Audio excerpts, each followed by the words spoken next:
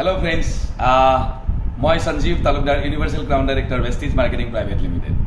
আজি আমি লগ পাইছোঁ এটা আমাৰ সন্মানীয় পৰিয়াল, সন্মানীয় কাপল, সন্মানীয় হাজবেণ্ড ৱাইফক লগত লৈ আমি আপোনাৰ সন্মুখত আহিছোঁ এটা বহুত ডাঙৰ আৰু ভাল খবৰ লৈ পেলাই। এয়া আমাৰ মাজত অনল বড়ো ছাৰ আৰু এয়া আমাৰ দীপাঞ্জলি বৰা বাইদেউ, ভেষ্টিজৰ ষ্টাৰ ডাইৰেক্টৰ। তো তেখেতসকলৰ যিটো অনল ছাৰৰ একচুৱেলি 99% হাৰ্ট ব্লকেজ আছিল তেখেতৰ, আৰু যেতিয়া 99% ব্লকেজ আছিল তেতিয়া তেখেতসকলৰ মুখৰ পৰাই কোনো হস্পিটেলত ডক্টৰে কি কৈছিল আৰু তাৰপিছত ভেষ্টিজৰ প্ৰডাক্ট কোনটো ব্যৱহাৰ কৰে আজিৰ ডেটত বিনা অপাৰেশ্যনত ডক্টৰে অপাৰেশ্যন কৰিব নালাগাকৈ কেনেকৈ কি ক'লে আহক আমি শুনো তেওঁলোকৰ মুখৰ পৰা। প্লিজ মেম, কি হৈছিল অনল ছাৰৰ? ছাৰৰ মানে কি হেল্থটো ঠিক নাছিলে, অকণমান আমি বস্তু দেৱীক কৈছিলোঁ, যাওঁতে তেখেতৰ মানে মূৰটো ঘূৰাইছিলে। তো আমি ক'লোঁ যে এটা মাষ্টাৰ চেকআপ কৰি লওঁ। ডেইলি মেক্সত আমি মাষ্টাৰ চেকআপৰ কাৰণে গৈছিলোঁ। তো তাত তেতিয়া ডক্টৰে ক'লে যে বাকী চব অ'কে আছে, তেখেতৰ হাৰ্টৰ ব্লকেজ থকা যেন আমাৰ অলপ ডাউট হৈছে। তো মই ক'লোঁ কেনেকৈ ডিটেক্ট কৰিম? তেওঁলোকে ক'লে যে আমি উইদিন এনজিঅ'গ্ৰাফি কৰি উইদিন 10 মিনিটছত আপুনি গম পাব। তাৰপিছত তেওঁলোকে এনজিঅ' কৰিলে, কৰি তাৰপিছত তেখেতক পূৰা ৰেডি চেডি কৰি মোক ক'লে যে চাওক এনেকৈ মনিটৰটো মোক দেখাইছে যে তেখেতৰ মই ৰিপৰ্টটো আপোনালোকক দেখাইছোঁ, এইটো এয়া 99% ব্লকেজ যে আছে এয়া ৰিপৰ্ট দিল্লী মেক্সত কৰাইছিলোঁ মই। দিল্লী মেক্স হেল্থ কেয়াৰত কৰিছিলে। 99% ব্লকেজ লিখাই আছে আপোনাৰ, আপোনালোকে চাব পাৰে ৰিপৰ্টটো। হয়, তাৰপিছত কি হ'ল? তাৰপিছত তেওঁলোকে মোক ক'লে যে অপাৰেশ্যন কৰিব লাগিব, তেখেতক ষ্টেণ্ড বহাব লাগিব। তো মই তেতিয়া ক'লোঁ যে মই ৰেডি নহয় আৰু মই নকৰোঁ। তেতিয়া ডক্টৰে মোক খুব বেয়াকৈ বিহেভো কৰিলে যে আপুনি ইয়াৰ কাৰণে কিন্তু পস্তাব লাগিব। তাৰ মই ক'লোঁ নাই মই ৰেডি কি কৈছিল? পস্তাব লাগিব বুলি পস্তাব লাগিব, কাৰণ মই ক'লোঁ যে মই অসমৰ পৰা আহিছোঁ, জাষ্ট এনে ট্ৰিটমেণ্টৰ কাৰণে মই অহা নাই, জাষ্ট চেকআপৰ কাৰণে আহিছিলোঁ। তো মই ক'লোঁ মই ঘূৰি যাব লাগিব, মোৰ ফ্লাইটৰ টিকেট আছে পৰহি। তেতিয়া মোক খুব বেয়াকৈ বিহেভো কৰিলে যে আপুনি পস্তাব। আৰু মই এতিয়া ঠিক আছে মই গুৱাহাটীত গৈ চাই ল'ম।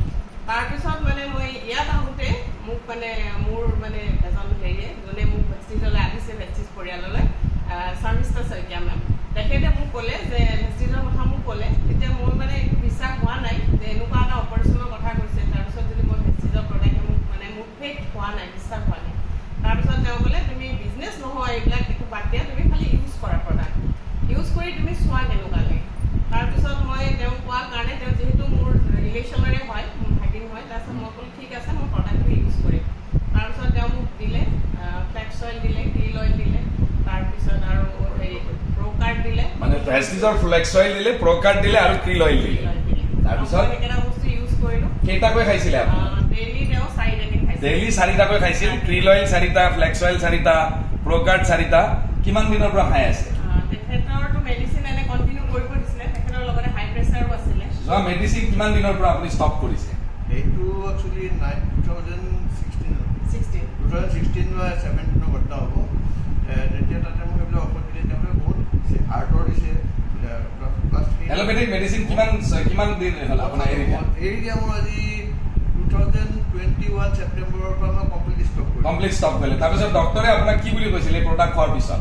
প্ৰডাক্ট খোৱাৰ পিছত মই কিন্তু যদিও মই ভেষ্টিজৰ প্ৰডাক্ট ইউজ কৰি আছিলোঁ, তথাপিও যাতে মোৰ মনত এটা ডাউট আছিলে যে ঠিক মানে কিয়ৰ হৈছে নে নাই।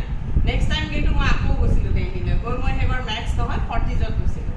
ডেইলি 40ত গৈ মই আকৌ ট্ৰিটমেণ্ট কৰিলোঁ। তেতিয়া তেওঁলোকে ক'লে যে এইবাৰ যদি অপাৰেশ্যন কৰিব দিয়ে তো আপুনি নকৰিব, কৰিবই লাগিব। মই ঠিক আছে বাৰু, মই এবাৰ অকণমান প্ৰিপেয়াৰ হৈ আহিছোঁ।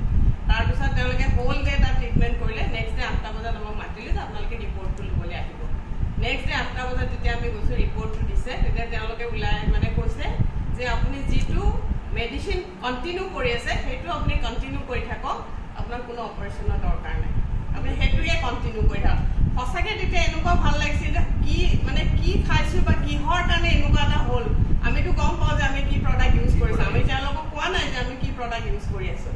তাৰপিছত তেওঁ লাহে লাহে এল'পেথিক মেডিচিনটো বন্ধ কৰে। তাৰমানে আমি গম পালোঁ যে ভেষ্টিজৰ ফ্লেক্স অইল, ক্ৰিল অইল, প্ৰ'কাৰ্ড যিটো তেখেতে যোৱা নিয়াৰ এবাউট 1 বছৰ, 1.5 বছৰ, 2 বছৰ কণ্টিনিউ কৰিছে। তাৰপিছত তেওঁ অপাৰেশ্যনলৈকে যোৱাৰ পিছত ডক্টৰে যেতিয়া তেখেতক অপাৰেশ্যন কৰিব নালাগে বুলি ক'ব হাৰ্টৰ, তো ডেফিনেটলি এইটোতো ভাল লাগিবই, 99% ব্লকেজ হোৱা। So' this is the power of Vestige product. Really এনেকুৱা ধৰণৰ উদাহৰণ আমাৰ মাজত বহুত আছে, হাৰ্টৰ ক্ষেত্ৰত হওক, বনছৰ ক্ষেত্ৰত, নাৰ্ভৰ ক্ষেত্ৰত, কেঞ্চাৰৰ ক্ষেত্ৰত চ' ভেষ্টিজৰ প্ৰডাক্ট প্ৰতিজন ব্যক্তিয়ে ব্যৱহাৰ কৰিব লাগে আৰু প্ৰত্যেকটো পৰিয়ালে নিজৰ পৰিয়ালটোক সুস্বাস্থ্যৰ অধিকাৰী বনাই ৰাখিব লাগে ভেষ্টিজৰ প্ৰডাক্ট ব্যৱহাৰ কৰি থেংক ইউ ছ' মাছ আকৌ লগ পাম thank you so' much Dipanjali বাইদেউ thank you so' much sir and wish you well